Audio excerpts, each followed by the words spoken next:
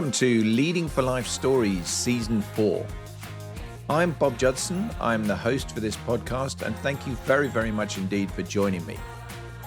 Whether you're a new joiner or a seasoned listener, then I really, really hope you enjoy the mix of content that we provide. The personal stories, the thematic episodes, and of course, the fantastic guest interviews. If you've been with me since the beginning, then I'm enormously grateful for your loyalty and thank you so much.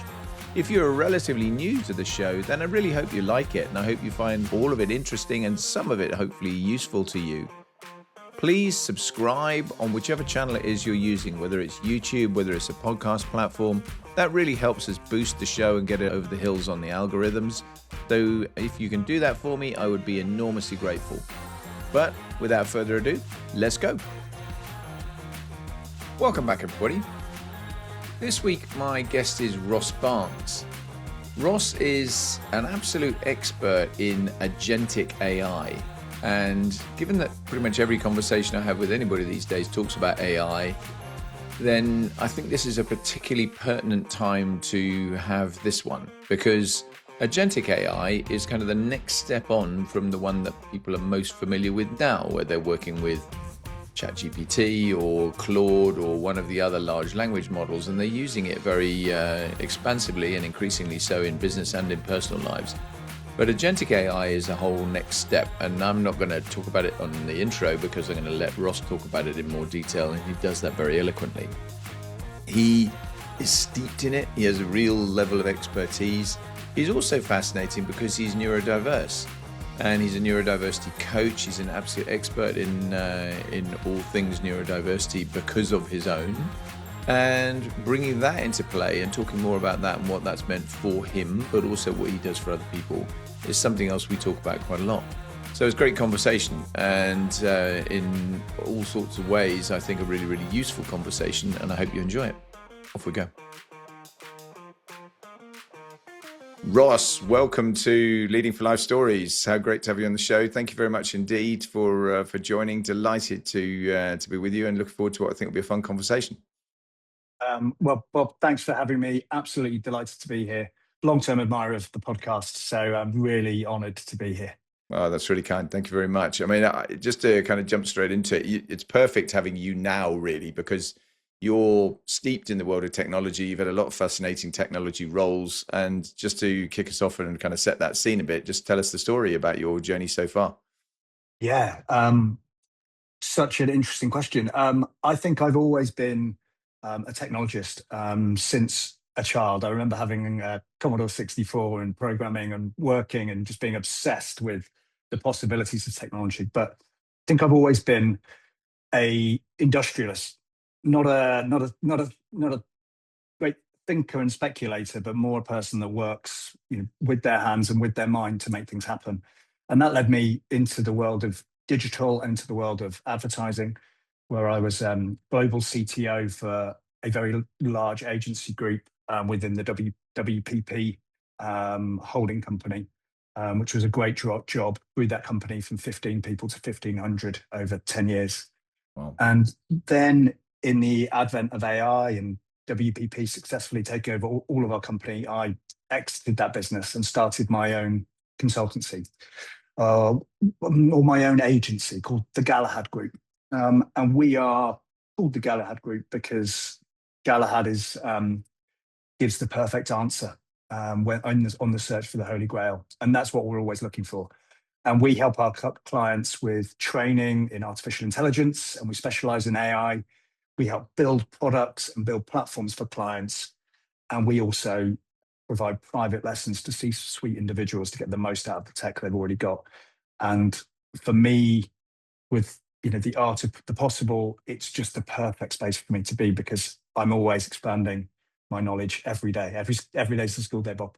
Yeah, well, I'm the same. I have to say, when I talk about leadership to people, I tend to always say that, leadership's a journey you're never going to complete, because I think you are always learning. I think there's always new stuff to learn from different people. And of course, we'll come back definitely and talk more about your leaders angle with technology, because that's such an important feature of where we are today for sure. I'm amused with the Commodore 64 thing. I never had that. I had a Commodore Amiga, and that was my first computer. And but I kind of was So I was always ahead of the curve a little bit when I was in the Air Force because I had better computers than the military had on the squadron, which was Of ridiculous. course. But also I remember that, the price. I mean, my first little laptop, I can't even remember what it was now, but it was a black and white tiny little screen, and it was a 486, which was it was great, but oh my God, it was expensive. Yeah, absolutely, absolutely. Yeah, it's just incredible how things change. And when you look at the scope of technology, I always think it's fascinating that someone, you wave a mobile phone at somebody and they'll turn around and go, look at the power of your average mobile phone now, and contrast that with what we sent astronauts to the moon with. Just amazing, really, It when is you think amazing. what they achieved back in the day with so little capability, and now we've obviously got so much, and harnessing it and moving forward with it is clearly the area you're in. So it's going to be a great discussion, I think. Yeah, but Bob, if I could comment on that, I think that's really interesting from an angle of what AI is, I think, doing to a certain section of like professional and personal society, because because NASA didn't have the technology. They had to be geniuses. They had to be so ingenious to make the most of what they got. Whereas now the capability means that we can almost do anything with very little effort. And psychologically, very little effort means that, we kind of just hand it over. And you're seeing people atrophy and give responsibility to machines that, you know, 5 years ago would have required a lot of thinking and a lot of expertise. No, I totally agree. I mean, actually, even without the AI bit, I mean, one of the things I did obviously an awful lot in the military was read maps. And of course, the advent of GPS on everything in your car, in your phone, the works means people are so, I mean, I use a pejorative word, but lazy really about getting those skills themselves, and they're completely reliant on the technology to do it for them. And of course, when it fails, then they're in up the proverbial without a paddle, Absolutely. and find it very, very difficult. So yeah, it's tricky. Very very interesting development. Let's wind the clock back a bit for you though, because before, I always tend to try and talk about early motivations, and I'm interested in your your early life journey. What got you to where you are now, and how you started. I'm gonna answer that in two ways. And the reason I'm going to do that is because 3 years ago I was diagnosed as neurodivergent, with ASD and ADHD. And part of that journey when getting diagnosed is you reframe your entire life with that knowledge. Hmm. So if you'd asked me 3 years ago, I would have said I was independent, I led by example, I was very morally driven, um, and I was um, I was not I was alone in my interests. My interests were very deep and very specialized, like programming at 4 years old, that kind of thing. And I would have attributed that to my desire to succeed. But when I look back, with the benefit of hindsight and my diagnosis, I realized that the reason that I had deep interests was because my autism helped me with really hyper focusing, and so did my ADHD. The reason I led by example and from the front is because the speed of ADHD meant I had to be at the front, but also my autism meant that I was often alone, so people could choose to follow me. And I always thought that I was a great leader that followed. And I think I am. I think I am. But looking back, it was because I had to lead myself as well.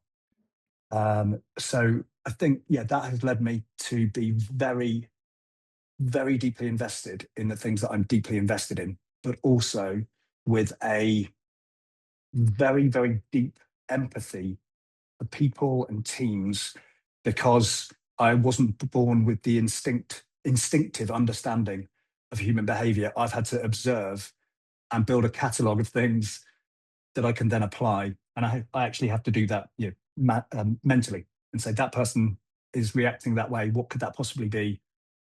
What does that match in my previous life experience?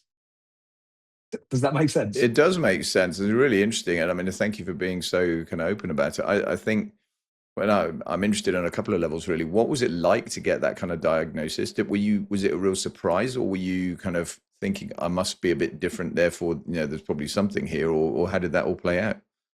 I think it was very much an aha moment, and not necessarily a triumphant aha, but it was like, oh, okay, that's why everything makes sense. Well, everything makes sense now. And you have what's a period called ADHD grief, which is something where you grieve over the life that you could have had if you'd known. So you go back and you look at every event, or every professional event, every slight burnout event, or any periods of mania where you're coming up with things that other people aren't, and you go, that's why that was. And I was either tapping into the superpower that is my neurodiversity, or I was being falling to the drawbacks. And it's a really interesting moment. And also, I'm also a qualified neurodiversity coach, so I coach senior leadership professionally and for their personal lives on how to deal with a late diagnosis. Because a late diagnosis I was 44, it can be quite a violent event Oh, I'm as a sure. leader. Yeah. I can And imagine it. not physically, but emotionally. You've spent 40 years building up a mask to cope with society, and suddenly that mask comes off, and you can appear for a short period of time a very different person to the people you know and work with. No, I mean, when you, with your coaching head on, then do you coach both neurodivergent leaders, or do you, and or leaders who are working with neurodiverse people? Because at the end of the day, that it would seem to me that actually there's an awful lot of work to do now that we better understand some of these conditions, and how to kind of deal with them better, and get the best out of people with them, and all the rest of it. There's a leadership piece in that which is tricky. Do you do both? I do both. Yes, so I coach neurodiverse individuals. I coach managers or leaders of neurodiverse talent, and I also coach teams to get the best out of neurodivergent individuals in their teams. And the language of explaining, look, everyone is neurodiverse, Mm. but the different flavors of neurodivergence that exist means you have to really develop your own language in order to understand how someone else may be feeling. But yet, I think leaders getting the best from neurodivergent talent is really difficult. And I've certainly experienced leaders that have, and I've certainly experienced leaders that haven't. No, I can totally see that, and I think again, when I look backwards, because I'm a fair bit older than you, and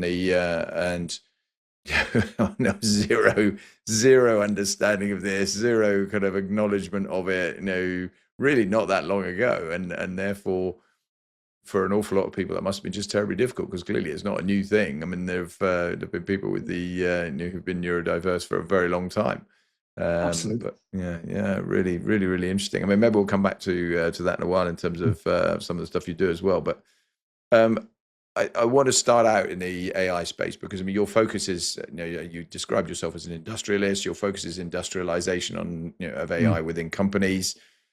And I mean, that's obviously such an important and live topic. I literally cannot have a conversation with somebody these days about anything for any length of time without the topic of AI coming up somewhere. And it is obviously a leadership issue. It's I think there are maybe diminishing now, but a few years ago, when I was kind of doing my thing that I do now with leadership development, I think there were a few people in the leadership space who were kind of, do you know what, I'd probably just wait this out. It's really going to come behind me, and I don't need to care too much about it. I think more people are now tuned into to something that it is something they've got to embrace, and they've got to be at least aware of, and using the tools and understand how to to get the best out of it. But I'm really interested in your perspectives on this from a leadership point of view, and what you're seeing, what you're hearing, what your own kind of personal experience is. Yes, you're absolutely right. Everybody's talking about it everywhere, aren't they? And I think what has been, I feel, lost in the AI gold rush, or whatever, the movement, is the fact that this is a technology. Granted, it is a technology that affects everything, but it is a technology. So we should approach it in the same way that we approach using any new technology advancement. And that is not going straight to Claude or ChatGPT and typing things in. Sure, do that, experiment, but you've got to think about how you as a leader can affect the change management so that AI is successful deployed in your business. And if I'm honest, when I'm doing my AI training, that is the hardest part, is to get leaders to sit back and think, hold on, how are you going to apply? What are you trying to achieve? What is, are you looking to drive value? Are you looking for efficiency? What level of expertise are you at? And I find broadly, there's 3 types of leaders within the AI space adopting AI at the moment, and maybe a slight 4th edge case. So there are the ones that you talked about, Bob, the resistors, the ones that are saying, I'm going to wait this out. And the problem with that is, we are hearing that AI use is getting more and more expensive, and that people who have, streamlined their businesses are now having to bring people back in because, the AI hasn't done what they wanted. But it can affect your business, it can affect your team, and it can drive better results.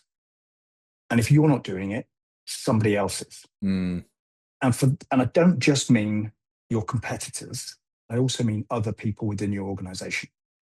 Other leaders are doing it. And what you are doing effectively is you're falling behind, because this is coming. And not only is it coming, it's coming at you quickly.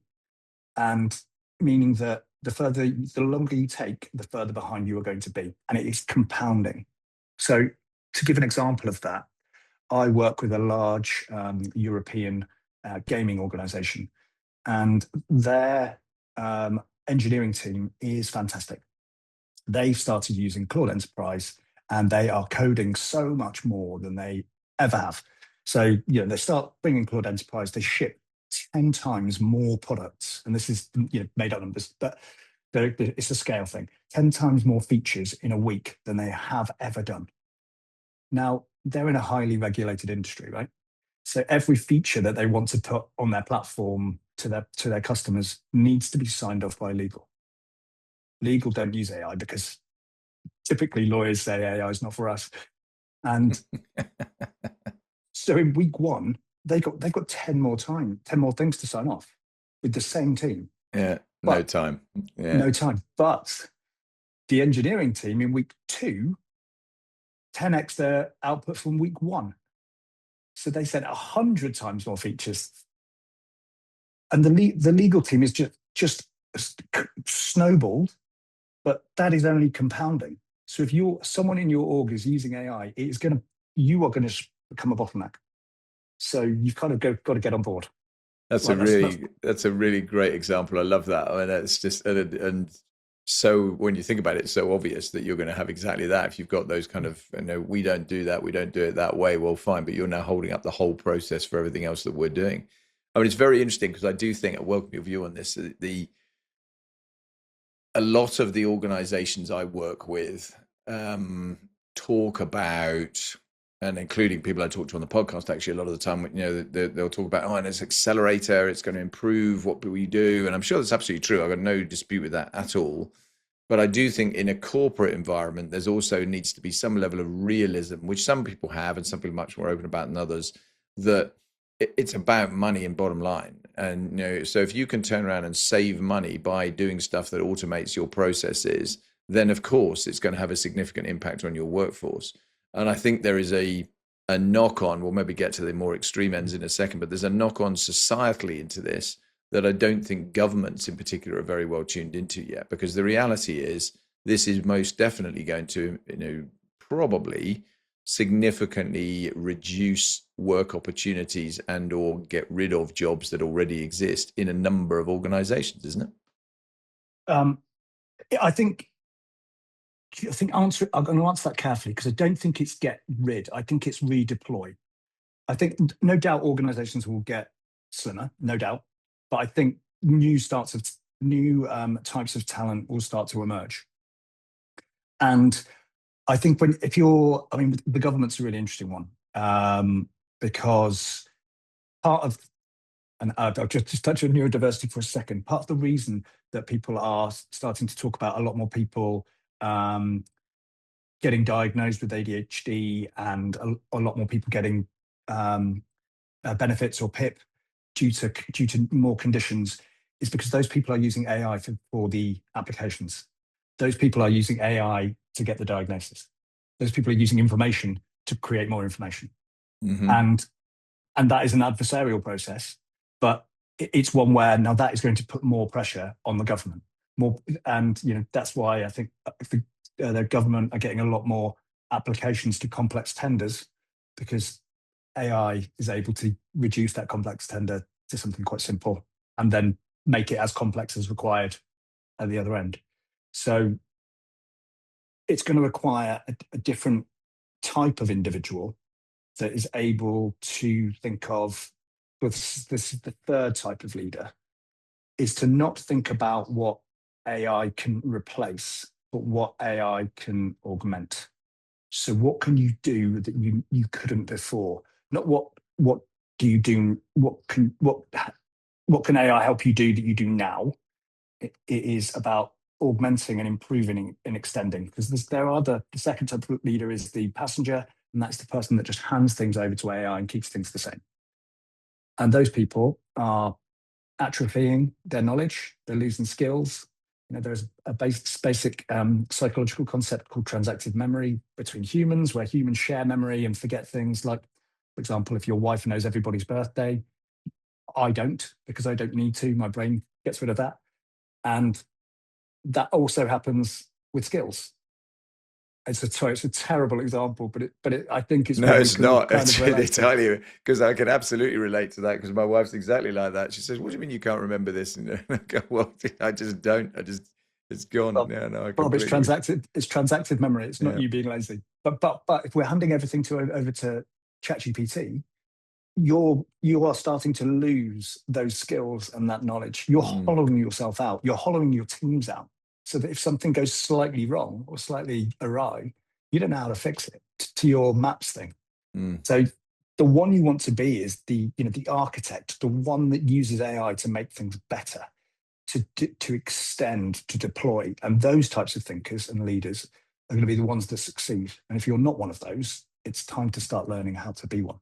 Yeah, no, that last point I think is really important. I totally agree with you. I think this is not something at any level of leadership that you could just turn around and be, as your passenger is a good description. Just sit there and let it kind of wash over you. Probably even worse, actually, they're not even outsourcing it to AI. They're just ignoring the problem, or letting others in the organization turn around and pick it up and say, well, you youngsters know how to do this. Your internet natives, get on and do it. Which I can see to some extent why people would do that.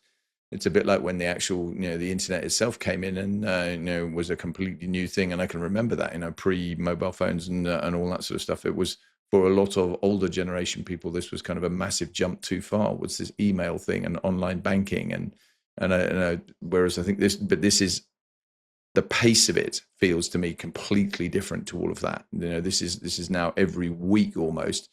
As to your gaming example, they're producing 100 one week and 1,000 the next in terms of changes, and that kind of thing is you just can't ignore that. You can't, absolutely not. And I think also, not only is the speed of execution quicker and the volume of execution quicker, but also the stretchiness is quicker. And I think those leaders that can think in that stretch mentality will benefit the most. So, for example, and I saw it click with one of my friends the other week when we were talking about AI. He'd done something, and then he'd developed something that would make great. He builds websites, makes great wireframes for his clients, and then he says, and then I go on a call with them, and I run them through the website. I was like, well, you could get AI to do that as well. And then you start compounding the use case, and then he goes, oh, if it could do that, then could it do that? And that's the thinking we need to have as leaders, of building and building and building, and taking over, and then also stopping. When does a human need to be involved? Yeah, it's interesting, isn't it? I mean, I'm a complete amateur at this stuff. I make no bones about it, but I play around with ChatGPT quite a bit, and I've recently updated my own website, and it was very useful for me. It was probably a really baby way of using it in some ways, but I was basically throwing stuff that I put in it. So just have a look at this and see whether you can strengthen it a bit, critique it for me, and actually that was really helpful. It was extremely effective at putting some challenge in and offering some suggestions, and a number of which were I didn't like, but a lot of which I did like, and it was great to be able to do that. And that is exactly the way to do it, because you've done two things there that are really important, I think, when we work with AI. One is you've given it both options. Take this, critique it, but also tell me what's good about it. And you've also chosen to ignore some things. Whereas I think, if, for example, if you just said, "Is there anything wrong with this?" or critique it, there would have been something wrong with it. It would have to find something wrong with it, Hmm. because that is what it wants to do for you. If you said, "Is this a good idea? Should I quit my job and open a hot dog stand?" it would say, "Yeah, it's the most wonderful idea you've ever had, Bob. This is amazing," because it wants to validate you. Yeah, Yeah, and that's why you're seeing, these back and forths between executives, which are quite clearly ChatGPT being pasted, then that being pasted into Claude and it being pasted back, and nobody's looking at it, nobody's yeah, reading it. yeah. Now there are a few examples already, aren't there, of big Mm, blue chip corporations having been badly caught out with lack of quality control and basically just throwing stuff into reports, etc. absolutely. I mean, let's just broaden the AI topic a second, because I think, again, one of the conversations that seems to crop up quite a lot, and it's been there for a while now, is the extremes of this. I mean, on one level, you've got people who it's the answer to the maiden's prayer, it's the best thing since sliced bread, whichever other metaphor you want. It's just absolutely going to transform our world in a really, really positive way, and this is all wonderful. And at the other end, and I'm not saying there's not some blurring between the two, because I recognize most people recognize there is some blurring between the two. But at the other end is the Terminator scenario. It's the end of humanity. And there have been some pretty notable voices who've been very cautionary about this. I mean, Elon Musk is one, obviously, whatever you think of Elon Musk and his politics and his kind of behavior and all that sort of thing. But he's a really smart guy who's done some amazing things. And I think that's one. The other one that I really think was worthy of taking note of was Stephen Hawking, when he was alive, who was very vocal about this and saying we should be really cautionary. I'd be interested in your take on the journey, where it's sort of got from and to already, and where it's going, and where do you see it in kind of 10 years time on the scale of good, bad, and ugly? I think I think I'm a pragmatist, a realist on this. I think it's a technology, it is a tool.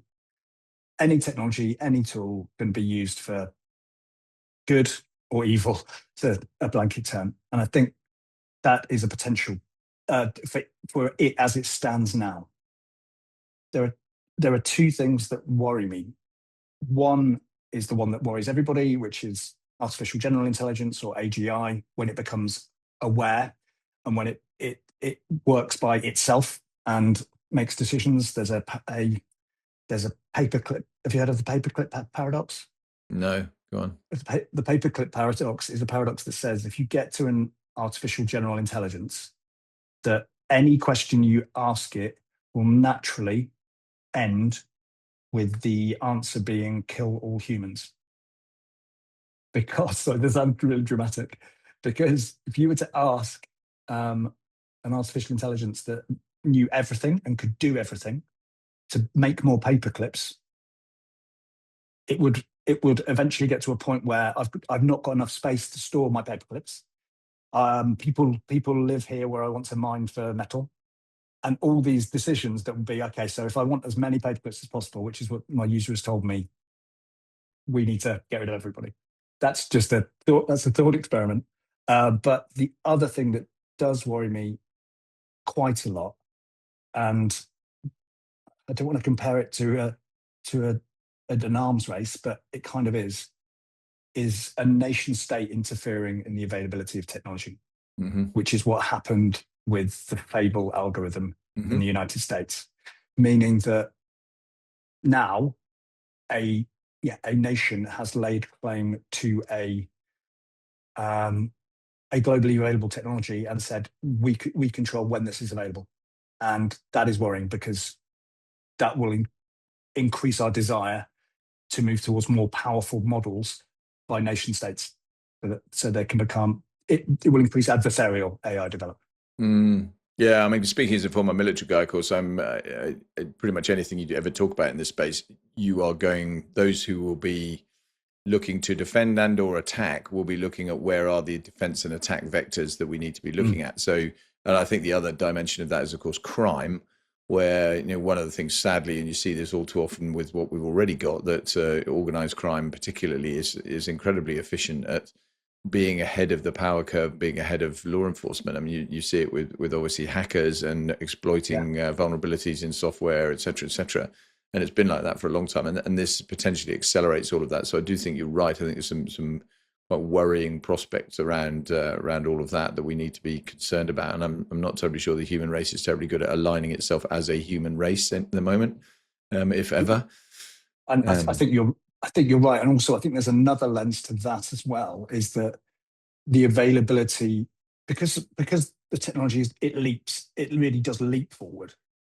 When you have commercial entities being preferred as having early access to technology, then I think that is another lens of, unfairness in, as individuals in what is a very unfair wealth distribution curve. It's only going to increase. No, fascinating. Really, really, really interesting. I mean, just before we move off AI completely, I mean, you've already touched on AGI, but I think for a lot of my viewers and listeners, who are probably, in my kind of space with this, where they know something about it and they're getting smarter and they're interested in it, but they don't necessarily have the level of knowledge that they need. You're obviously, very clear, sort of working a lot with agentic AI and the move from LLMs and ChatGPT and Claude, etc., onto where it goes next, and then ultimately that sort of trajectory towards AGI. Can you just talk about that a little bit, and just give a bit of an explainer, as it were, as to where we've come from, where we're going, and how that's all panning out? So we are moving from LLMs, which are chatbots, which are trained on lots of knowledge, and they give you a response based on that knowledge of what they have been trained on. We then moved into GPTs, or light agents, who you could train on your own data. So you could upload a spreadsheet, you could upload something and give it extra context that it could hold about what you or your organization wanted to achieve. Then you move on to agentic, which is where the agents are talking to each other and sharing context about their role and about their knowledge with another agent who knows what it's supposed to do with that. And then it will then talk to other agents. But basically, you've got an agentic conversation happening, but also these agents are able to access tools.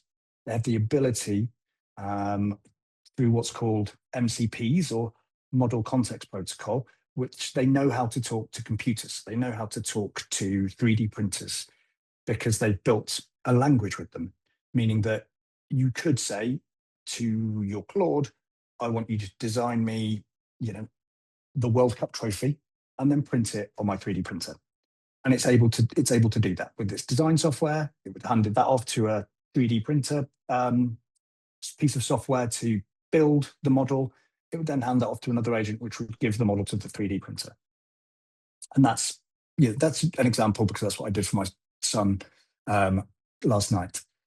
But what we're moving towards is an agent that can make those leaps for you, because it understands how you behave, what it knows, the knowledge it has, and it can make leaps like an intelligence can. It would know, for example, that by scanning my home network, I've got a 3D printer. It would know that my son is obsessed with the World Cup. And when we woke up, he would have found that model of the World Cup. And we wouldn't have even connected the printer up. We wouldn't have even told it. It would have, our connected home devices would have heard that we were watching the World Cup, and it would just do it itself. And that sounds great. But if it's not a World Cup, if it's not printing a World Cup, if it is making a transaction, if it is ending a relationship, if it is making more paperclips, then you've got things to think about. Yeah, of course. Yeah. I do. Some of these conversations I find remarkably scary as well, I have to say. I mean, I can't resist one other question now, because what you're talking about with your son as well. I did a podcast relatively recently with a lady called Emily Stone, who's a Deloitte Bright Start. So she's come straight from school, and she's on a degree apprenticeship program with Deloitte. So she's kind of fully employed, but then she's got 1 day a week she's doing a degree course. And it's a great scheme, obviously, because they get people young, they're able to shape them, all that sort of thing. And and she loves it. And we were talking about AI, and I said sort of impact on her and things. She said, well, the interesting thing is, of course, at school, then largely you don't use it that much, because you're not allowed to use it that much, because they don't want you to to use it and skew the kind of academic development piece. What are your thoughts? I mean, not least because you've obviously got kids yourself, in terms of how we get to a point where we're providing an education pathway that is going to be really valuable for youngsters in the future. Because that seems to me like a big gap right now. It's a bit like your lawyers don't use AI. I mean, nor do teachers, right? At the minute, they're very much into, no, we've got to have some purity here. We're worried about plagiarism, et cetera, et cetera. Two answers to that. I think the education system has to change. And I say this both as an AI person, but also a neurodiverse person. The things we value in our educational system, in our academic system, is knowledge. The ability to retain information, the ability to then express that information in exams. That is what we value. That's gone. Because all knowledge now exists within Claude. There is no reason to remember things. Now, I'm not saying we shouldn't remember things, but what we should do is build the human layer on top of that knowledge. And I have developed a framework that I call Ikigai, or AI at the end, but Ikigai based on the Japanese concept, or the Japanese Californian concept of living a full life. I don't know if you've heard of it. I'll go through it quickly. Yeah, I have. Yeah. But I mean, it'd be useful for you to explain anyway, because I suspect some other viewers and listeners might not have done so. It's about trying to find 4 things in how you live. It's about finding something you're good at, something the world needs, something you love, and something you can get paid for. Now, if you can achieve all 4 of those, you have achieved Ikigai. Now, my Ikigai AI at the end is a framework based on how can you be as human as possible, because that is what is going to happen. We're going to go into, I think, a 2-stream way of leading through success. We will have people who are very, very good at talking to machines, people who understand the capability of machines and how to talk to them. And then we will have the other side of that spectrum, which will be people who are incredibly good at being human. And those people will have 4 traits. And I also use this framework when you're thinking about deploying AI in your business. If it's got any of these 4 H's, then you should probably, you should have a human involved. And the 4 H's are here. So that is presence, availability, the need to be seen. So if here exists, then think about whether AI is right. Hunch. Now, knowledge is not always correct, or there can be edge cases. So if hunches are required, experience, judgment, the Malcolm Gladwell book Blink talks about gut feel, how it's just an innately human thing. Heart, so empathy, sympathy, giving a hug. If that's in there, that is inherently human, and we should be doing more of that, being kind. And the last one is hunger, determination, the willingness to fail, the willingness to try again, and just keep going. These are the things that we should start to value. and start to help our children learn. So that's a really long answer, but it touches so many things that I'm very passionate about. No, and your passion comes over as well. I mean, I think it's a really good answer, and it's very interesting because when you look at your four H's, I mean, there aren't many things I can immediately think of where that wouldn't be the case, that you'd have at least one of those involved. So, it plays heavily to the keeping humans in the loop stuff for all of this. But I mean, I do think, but it's back to my kind of manpower point of it. One of the presentations I've heard pretty regularly is from a guy he's actually the lead partner for digital defense in Deloitte, a guy called Tony Reeves. He's ex-military, used to work for Microsoft and a bunch of other stuff. And I'm going to get him on the podcast at some point as well, because he's fascinating on this topic. And he talks about work that the professional services world is doing, and Deloitte included in that, is one of the things they're doing is digitizing call centers for organizations. And so where obviously there was let's outsource this stuff, let's put it in a call center that might or might not be in the UK. And it's going to provide our kind of customer service response team, et cetera, et cetera. And obviously lots of people have already done that with chatbots, and some of it's pretty poor, and it's not been that effective. Whereas actually, they're doing stuff which clearly sounds as though it's much more effective in terms of customer satisfaction, because they're getting kind of the right answers, the phones are answered immediately, et cetera, et cetera. The knock-on effect, though, is that you take in about 30 days, which is what he describes it as, it takes about that long to do it. You go from a call center that probably employs, in many instances, many hundreds of people, down to one that employs next to none. There's a few people in there who have been the sort of supervisory space to kind of make sure it keeps going, but that's it.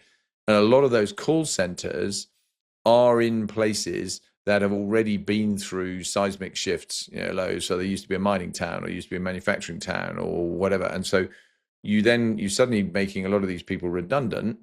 What do you then do with them? How do you address it societally? And I think I know you've kind of thrown a view at me already, but by all means add an extra comment. But I think it's, for me, that feels like a significant societal concern that I don't think we've really got our arms around yet.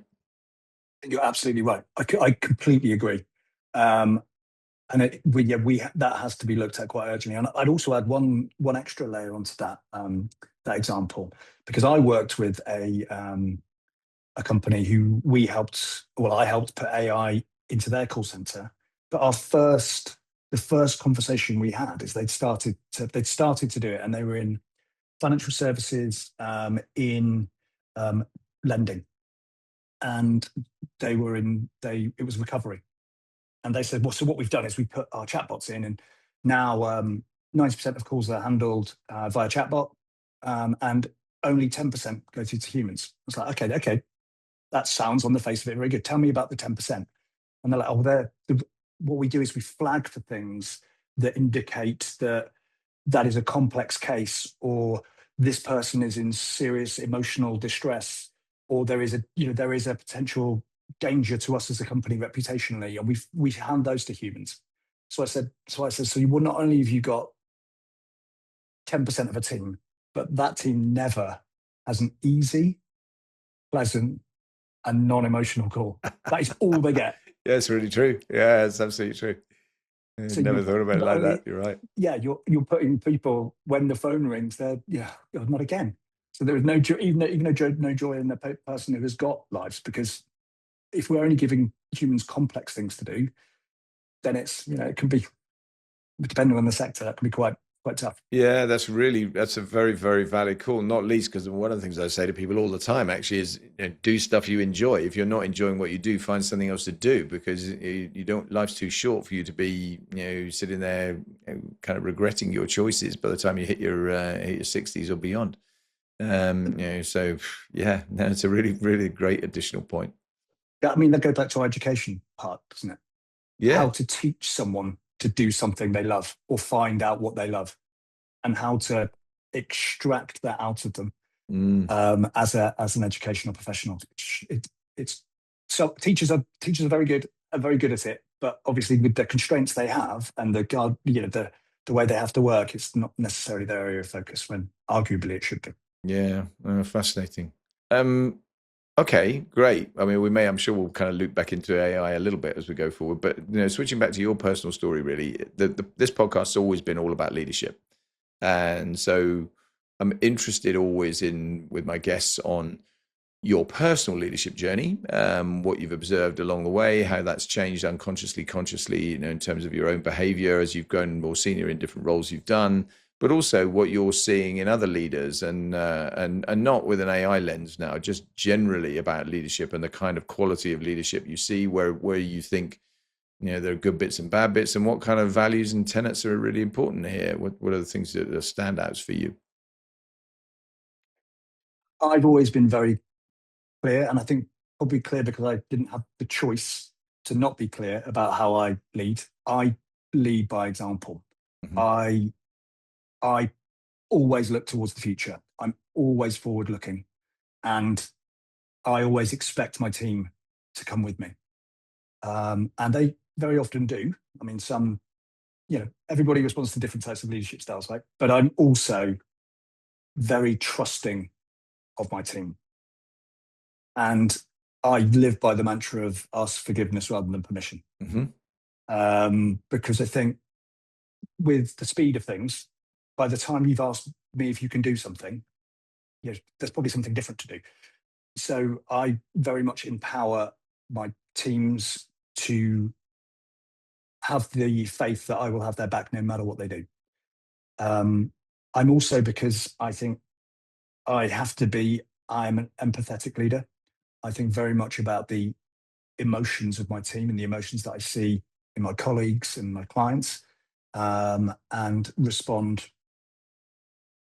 in an emotional, warm way, because I think that's really important. So I'm not a military type typical leader in that way, and I think the best leaders I've worked with have worked with me in that way. They have, I think a leader's job is to remove obstacles for their staff performing their jobs to the best of their ability, and that's what I want to do, and that is how I try to lead every day. I think the things that are becoming very successful in leaders are the very human traits. People who are empathetic, people who care, people who want the best for their teams, people who have drive and really show how it's done, I think. And I've worked for many leaders who who would pull a team forward through sheer force of will by execution. And I think that is more important now than it's ever been. One thing I talk to leaders about when training them is, we've often thought that the greatest leaders have all the answers, but in the role of now we're asking AI questions and prompting and how important that is. The greatest leaders now, I think, have the right questions, and they ask the right questions of their organizations and their members of staff and respond to them. It is not unilateral. Those kind of leaders just don't work anymore. Well, mostly. Yeah, no, it's a really interesting answer. I mean, one of the interesting things from everything you've said, all of which I agree with completely, and I think your point about answers versus questions and the transition into that space is a very, very important one. I mean, actually, one of the things I spend quite a lot of time disabusing people of is this myth that military leadership is all about authoritarianism, and because I think that when I look back at my own life in the military, yes, of course, there's a tool that's in the box, right? There's a hierarchy. You can tell people and order people to do stuff, and you expect them to get on and do it. The reality is, very, very rarely do you do that. Probably, I mean, 2, maybe 3 times I can think of in my career where I've actually had to be that kind of directive. Normally, it's very much about taking the people with you. It's exactly the same. Yeah. The difference, actually, interestingly, is and one of the reasons I kind of do what I do now is the military trains people very well, gives them a lot of training and a lot of long training events, which no commercial organization could probably afford to do, and also then gives you a lot of opportunity to lead. So you get a lot of opportunity to break eggs, and learn, and some of that is learning the hard way, inevitably, as is always the case, and kind of make some mistakes and learn from your mistakes, but hopefully then be empowered, be grown, and because obviously you're in a position a lot of the time where you're working in quite challenging conditions, often quite a long way away from kind of your immediate leadership to turn around and tell you what to do, and having to make sometimes decisions literally in the moment, whereas you've got no time to think about it. Then you get good at that. You have to get good at that, and clearly, as with all organisations, if you're good at it, then you get the benefits from it. But it's fascinating. I think particularly that transition that you're seeing linked to what we were talking about with AI, I think is a really, really valid point, that people need to be thinking about this slightly differently. And I think bringing out those more human traits, because as you move to a world where we're less and less personal, and I think never mind AI, one of the things that's a real challenge in the world at the moment is hybrid working, particularly for youngsters entering the workplace. I think that's really, really difficult. They're working a lot from home. They're in some instances working almost totally from home. Their social skills development as such is therefore more challenging because they're not getting enough of it. They're not getting the interaction, the team ethos and stuff, certainly that I grew up with, where you are absolutely part of that team for good, for ill, and you're doing the social stuff with them. You're living and breathing with the same people all the time, and that mattered. That made a really big difference, and I think it is going to be challenging. So I think that you're right. Those human traits as a leader are going to become increasingly important. I mean, they're already important, but they're going to be even more so as we go forward. I think so. And and there's lots of that I've got a view on. It's for example, return to work from hybrid learning. That is if that is a challenge you have or had as a leader, it is so important to be honest about why that happens, why we need that to happen, and to understand why people will and have struggled with it. I also think, from personal experience, I spend a lot of time talking to lots of different agents that I have built. And at the end of the day, I will think that I've had lots of conversations and I've had lots of contact, because I've made the mistake of I've personified my agents. So my personal AI that runs everything around the house and our entire business is called Annabelle, who was my old PA, who was amazing. But I think now that I'm talking to Annabelle, and Annabelle responds to that, and it messes with your mind. Yeah. It's almost I can an totally AI see psychosis. that. You're humanizing your AI. Yeah, I would recommend not doing that.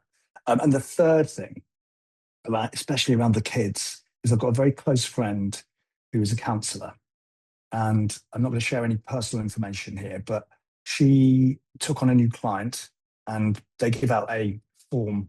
And one of the questions on the form is, do you have anybody else to talk to about the challenges you're having? And the form came back, and the answer was yes. And the second question is, who is it? And the answer was ChatGPT. And that is very, very worrying. Yeah. That you can not only maybe, that indicates isolation, but the reliance on our emotional stability given to a piece of software that is designed to validate how you're feeling. Yeah, it goes back to what you were saying earlier. It's going to give you answers you want to hear, and so on and so forth. So it's potentially lead you down some dark paths, couldn't it? With that, no, I totally agree with that. It's really really interesting. I mean, I think there was a movie years and years ago called Electric Dreams. I don't know if you've ever seen that. Yeah. Which is a bit like that, where the computer almost becomes human, and and doesn't want to let the guy go who's looking after it. So it's a good movie actually, which prompted a good song as well. Okay, yeah, fascinating stuff. I mean, you touched on this and talked a little bit about your neurodiversity a little bit earlier on, but I'm also just interested in two aspects really.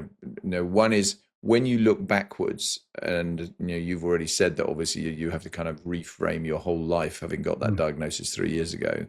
I mean, I often ask people, what advice would you give your 18-year-old self if you were coming into the workplace now? But I'm also interested, because I'm interested in your answer to that, but also how much impact day to day your neurodiversity has on what you do in all of your life really, and how you manage it. How do you cope with that, and make it a superpower that it actually obviously is? Yeah, good question. Um, I am not my neurodiversity, but my neurodiversity is me. It is the way that I think, it is the way that I respond, it is the way that I organize information. And how I manage that day to day, lots of like management and leadership phrases are really helpful. So eat the frog is that every morning I do the most difficult thing because I hate doing boring. My brain seeks novelty all the time. So I hate doing boring stuff. So either, and not boring stuff to me, not necessarily boring stuff, Hmm. but I either do that thing first thing in the morning, or I will build an AI to do that thing. And that is now an option for me. If something is repeatable and is not novel, then I will get an AI to do it for me, or do part of it. And then I will get it to nag me to do the rest. So that's one way that I manage. I also, as an autistic person, I am very, very specific with the language that I use. And the reason for that is I want to be very clear to my intended audience exactly what I'm saying, meaning that I don't leave any subtext hanging. I try and be as very clear as I can with my face and my hand movements. And sometimes that can lead to me being misunderstood, but also sometimes that can lead to me misunderstanding. So I try and be as patient as possible now with other people who may say things with subtext that I don't understand, whereas I normally would have acted on what they'd said. So it might be, a question like, it might be a question that appears to be a task, but there is a subtask within it, for example. And it is not clear in the request that the subtask needs to be done. I'll be very clear and say, is there anything else that we want to say about that? Or I'll replay it backwards. And I would advise any leader to get used to doing that with neurodiverse people, to either play back what they've said or to let them play back what you've said. Because when neurodiverse people trip up, it is often because of a lack of clarity in what's been requested of them, or what they have requested being misunderstood. So I'm very clear, but I'm also very clear that other people aren't always clear. So I help kind of get to what is required. And also I'm much easier on myself. And I think as a leader, I would advise you to do that as well. To your point about breaking eggs, that's how we learn. But I didn't do that before. If I made a mistake, I was very, very, very down on myself. So it's those kind of things. It's being nice. Well, it's being nicer to myself, because eating the frog is a good thing, and also not being hard on myself for mistakes. But it's also being kinder to others by being clear and also giving them the opportunity to be clear with me. Mm. Yeah, fascinating. What about the advice to your younger self then? It's okay. Keep going. I am I'm very, very happy with where I got to in my life and in my career. It was hard, but I wouldn't change anything that I've done. Mm. My advice would be to keep going.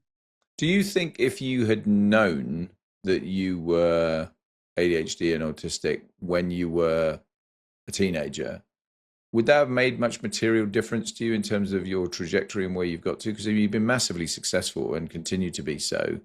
I'm just wondering whether or not you think it would have, because I totally get your comment about it being a kind of violent shock, really, when you discover it.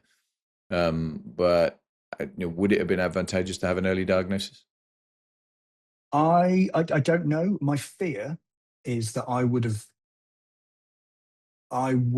have possibly used it as an excuse, Yeah. and would have viewed underperformance as, oh, this is me. Whereas I very much viewed underperformance in any domain as you cannot fail, and you must succeed. So find a way to succeed, even if it's not conventional. But I worry that if I had, at 16, 17, that could have been very different. Yeah, I can see that. I can totally see that. I think an earlier diagnosis would have been better, which is why we've got my daughter diagnosed, because now we can help her. But I think that's a difficult age, isn't it? Late teenagers, you're not fully formed, and everything is absorbed, you know, completely and reacted to emotionally. Mm. It's very interesting because when I formed my leadership business, I did it in concert with a friend of mine who's a social psychologist, and she's actually her husband's a diplomat. She's out in Australia now, so we're not working together so much because it's a bit difficult. But she has a real dislike. I was going to say hatred, but that's probably too strong. But a real dislike of 4-box quadrant psychometrics, but for exactly the reasons you talked about. Because she said, well, the problem is if you turn around and say to somebody, right, they are I don't know, pick disc as an example. If you're a dominant person, you're predominantly sitting in the dominant space. Therefore, that is now an excuse for why you behave that way. Because you know that you've done the testing. The testing has said this is you, and now you have this kind of reason to behave like that. Whereas actually, in reality, everybody is blurry around this stuff, and it's not an exact science. And you're probably in all of the different quadrants all of the time anyway, and you can change your style. So actually, the absence of the information is in some ways helpful to people. Have you seen, and I advise any of your listeners to, have you seen that she's Eileen Q, she's called, the downhill skier, American downhill skier. And there is a remarkable interview that she has with a BBC journalist at the end of one of her races in a press conference. And the BBC journalist puts her hand up and she said, "Forgive me for this question, Eileen, but do you ever think about anything you say?" And then everyone laughs. And she said, "Because what I mean is, what comes out of your mouth is so fully formed and so precise and so insightful that I don't know how you can think about that. I don't know how you can get to that." And then I think you answered, she said, the reason, she says, "I think about my brain all the time. And I think about neuroplasticity all the time. And at my age, I've realized that my brain tells me who I am. My brain tells me what kind of person I am. So I can tell myself who I want to be. Isn't that cool?" And you're like, yeah, that is pretty cool. Mm. So to your point about the 4-box psychometrics, it's exactly the opposite of that, isn't it? And I think we can tell ourselves. Maybe our brains aren't as plastic as they used to be, but we can tell ourselves who we want to be and how we want to act. Yeah, no, that's great. Really, really good. I always, sort of next segment really, I suppose, is I always talk about highs and lows. And I'm really interested in sort of opening for that. Is there anything when you look backwards that you would do differently if you had the opportunity, or are you not a backwards looking person? You sort of alluded to you're very forward looking earlier on. As am I, by the way. I tend to not, I kind of go, taking that fork in the road, I look back a mile down the road, metaphorical road. I'm not going to turn around and say, well, I wish I'd taken the other junction. There's just no point.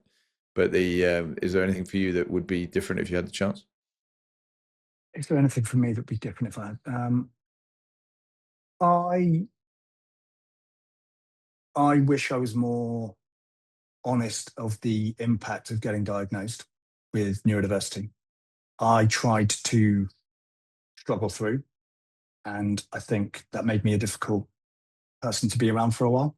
So I wish I was more honest with people, like, I'm really struggling with this and this is going to cause a change. But normally I don't look back, because everything that's happened has got me to this place, and this place is somewhere where I feel positive and happy. So any butterfly effect, may not have led me here. So yeah, apart from that, I don't think so. Mm-hmm. No, okay, cool. Again, it's interesting. I mean, high point, professional high point. What's the thing that you take the most satisfaction from professionally? Professionally, it is when I realised. So when we were a smaller agency, we were pitching for a global publishing brand. We were only about 20 of us in the agency, and we were going up against some of the biggest agencies in the world to help them with marketing their newspapers. And we had no right to even be in the room, let alone win the business. And I came up with an idea, a technology idea, to put in the pitch. And my global CEO at the time, well, we weren't global then, my CEO, had always been really good with me, but hadn't necessarily really engaged with me. And she saw this solution, which was just in a team meeting, and said, this is the center of our pitch. This is what our pitch is all about. And we won that pitch, and we had no right to. And from that, I realized that my novelty, if harnessed correctly, was something, that could really benefit the business and me. And the feedback to the pitch was, no one presented anything like that. And I had to go and see a very, very senior person in our holding group to explain why we'd beaten one of their agencies. And I had to take him through the pitch, and he was like, oh, okay, I see why that happened. So then I fully embraced the fact that I thought differently. And also, so did my boss. She then moved everything out of the way that I didn't want to do, and built a team around me that was fully support me, just to have the space to drive forward. And that's when I realized that it was a strength. Awesome. That's a great story. I love it when that sort of thing happens and you're in there as the total underdog, and you shouldn't have got it, and you got it. Exactly. It's just all because I think everyone cheers on, don't they? I mean, we're recording this in the midst of the Wimbledon tennis tournament. You've got a young Brit in there, and they're playing today actually, who's a qualifier, and actually the same thing, has no right to be in the Wimbledon semi-final. And yet won his quarterfinal in straight sets and this sort of thing. It's just fabulous when this stuff happens. I think it's great. But it's like a fake it till you make it, isn't it? And this is one thing I always say to my team, and it's a leadership theme. If you're in the room, you deserve to be in the room. Do not worry about your presence in that room.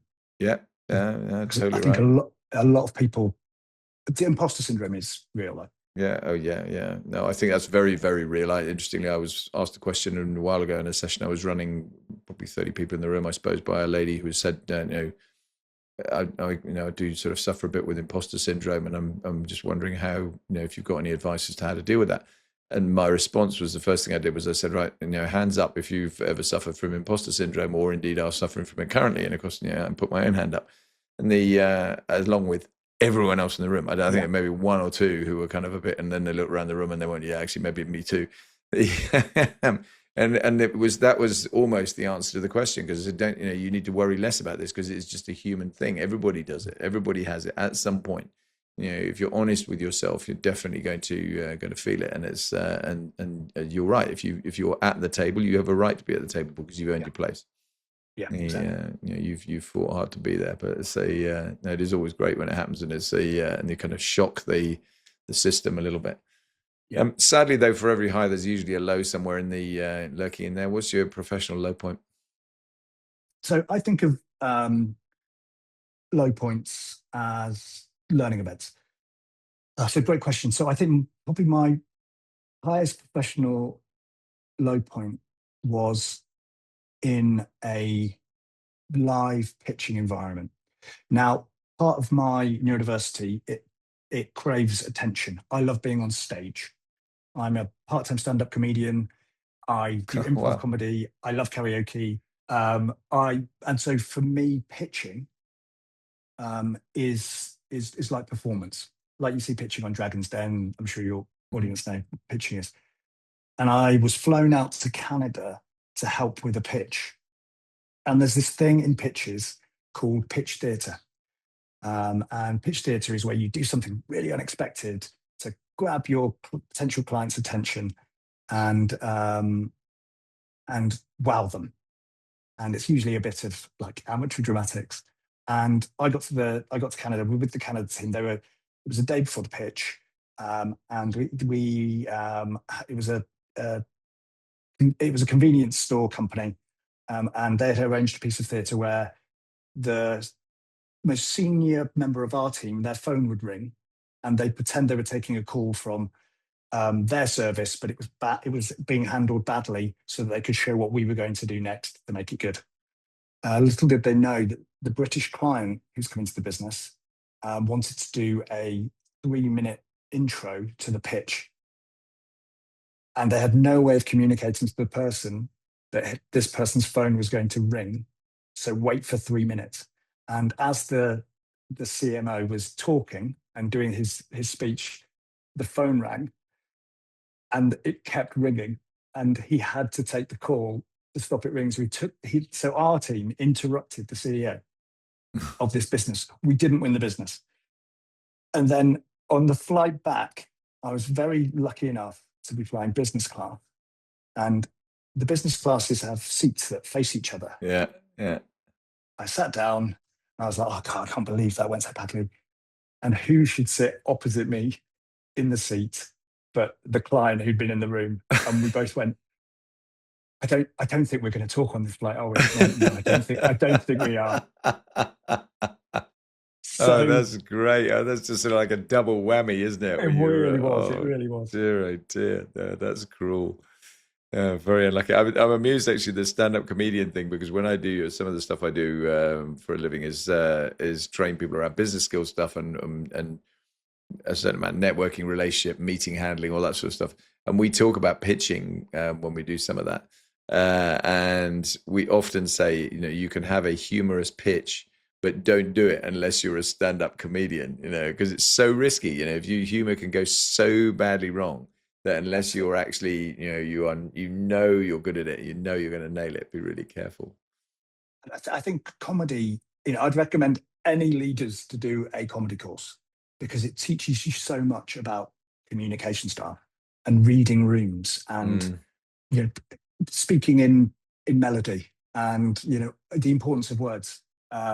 And it's changed the way that I communicate, both professionally and personally. That's a fascinating point. I've never thought of that at all, actually. And I don't, it's never been something that's ever cropped up. I've certainly never done it. Really interesting. Really, really interesting. Getting towards the end, but there's a couple more things I'd like to cover. So you're a busy guy. You've obviously got family. You're rushing around all over the place. Stresses and strains on work are pretty high. What do you do these days to de-stress, to take away that, to relax and clear your mind a little bit? Yeah, clear my mind is a bit interesting one, because my mind is never clear by the nature of what I do. Of who I am, but I spend a lot more time at rest. I have found myself being okay to be at rest. And a lot of the work that I do is high prep, high impact, and then downtime.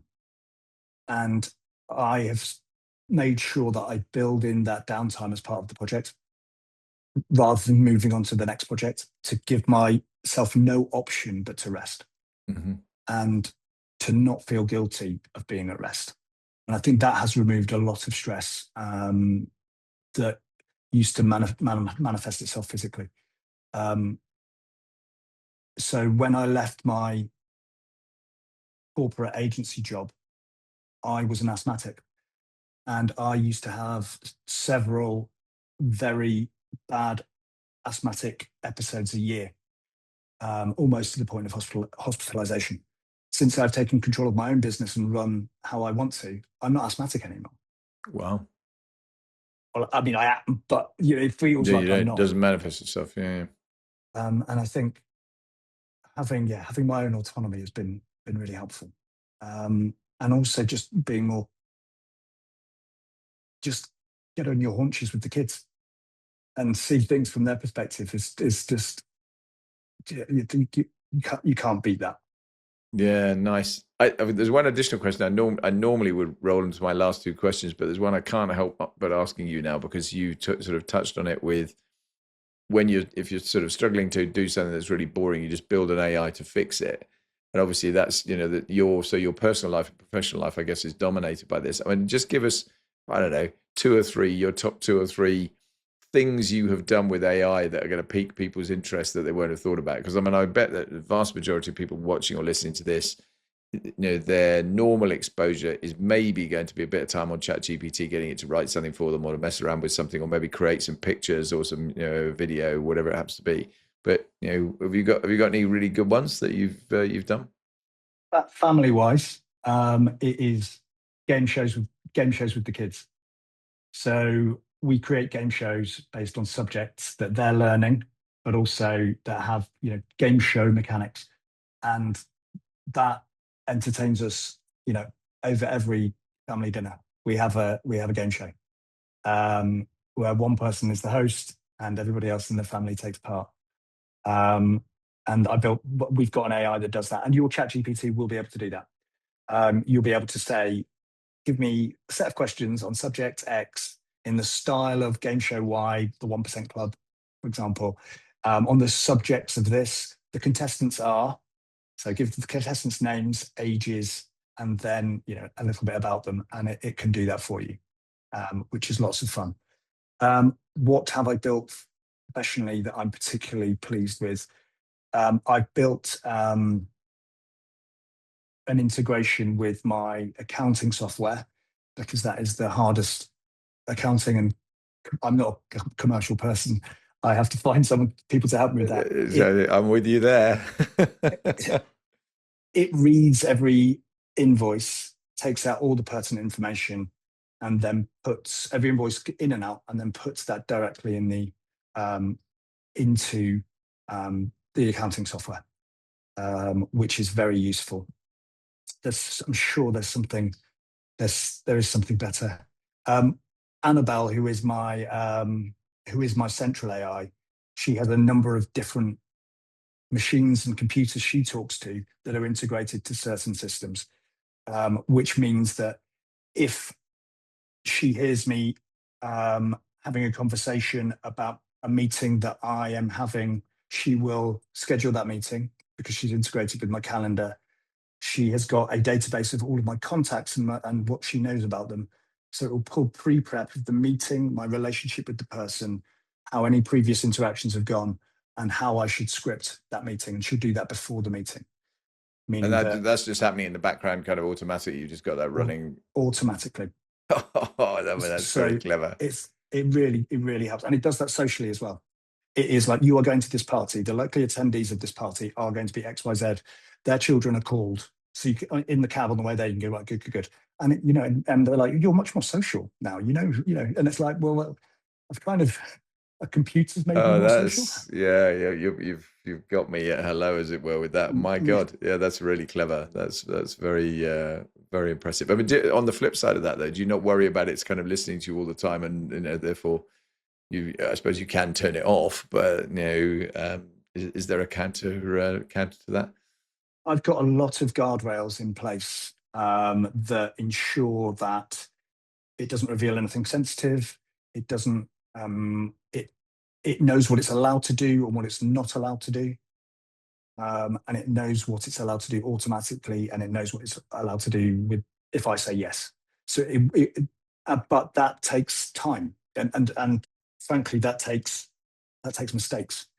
That takes it sending a text to your wife saying you're going to be home at 6:30 when and it's only heard that because you've told someone else you're leaving at 6:30, but you're going to another event, and then confusion ensues. Yeah, or worse. Yeah, or worse. I can imagine that kind of thing going wrong. Yeah, brilliant. Ross, you've been so kind with your time. And there's two questions I always ask to conclude these things. I mean, what's the most memorable event of your professional life? Disregarding the kind of high point, just the most memorable thing. The most memorable event of my professional life was my most memorable event of my professional was this is not going to be a leadership thing, but it doesn't matter. That doesn't matter at all. I'm surprised it's taken me so long to think about it. I met my wife at work, and that is the most memorable moment of us.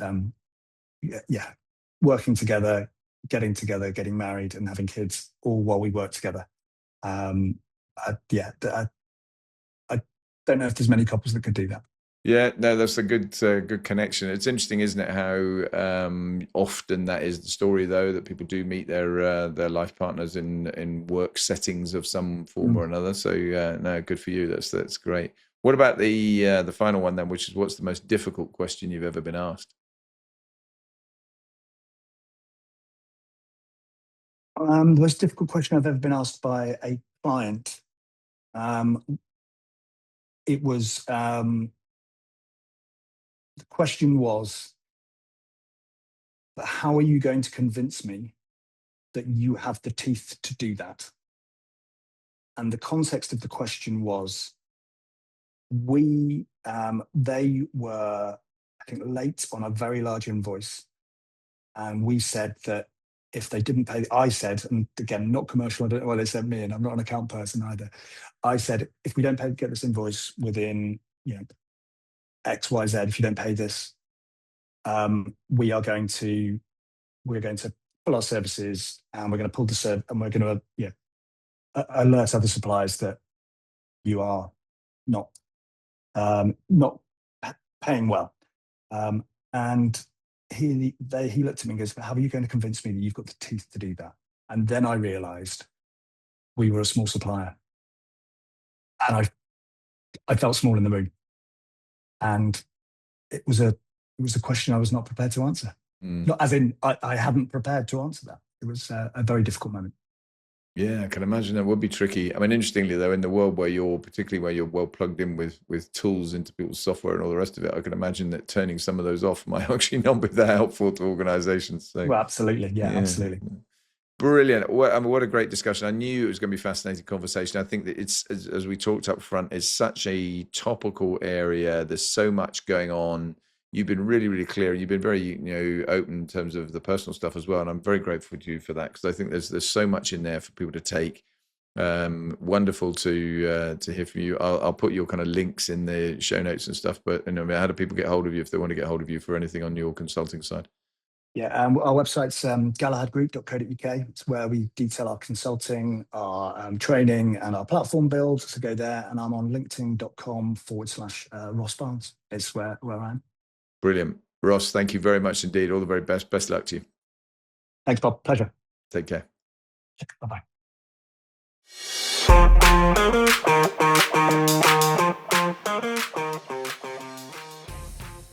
I really hope you've enjoyed this conversation with Ross. I think it was a really fascinating discussion with an individual who clearly knows his stuff and has a tremendous amount of value to add. And I think in an area where we can't ignore this, AI is already coming to us and is with us in a way that is going to become increasingly important over the next few years and possibly for longer than that. So I think the nature of this kind of discussion is going to continue, and I make no apologies therefore for having a fair few people that have talked about AI on the podcast. If you did enjoy it, then please like it, please repost it, please comment when I put stuff out on LinkedIn and other platforms about it. But also, please think about financially supporting the podcast, particularly if you're finding it actually is valuable to you. Go to Patreon and support the show. You can be a supporter, a champion, or a patron of the show. It won't cost you a lot of money. It buys me a cup of coffee a month, effectively.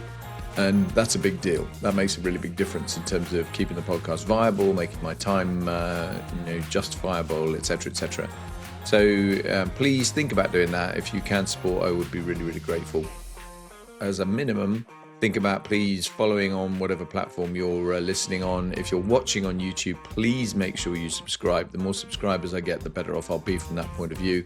And spread the word so other people get to listen to the show and benefit from the great experiences of some of these fantastic guests. Back again soon. Thanks very much indeed for listening. Really appreciate it. Take care. Bye now.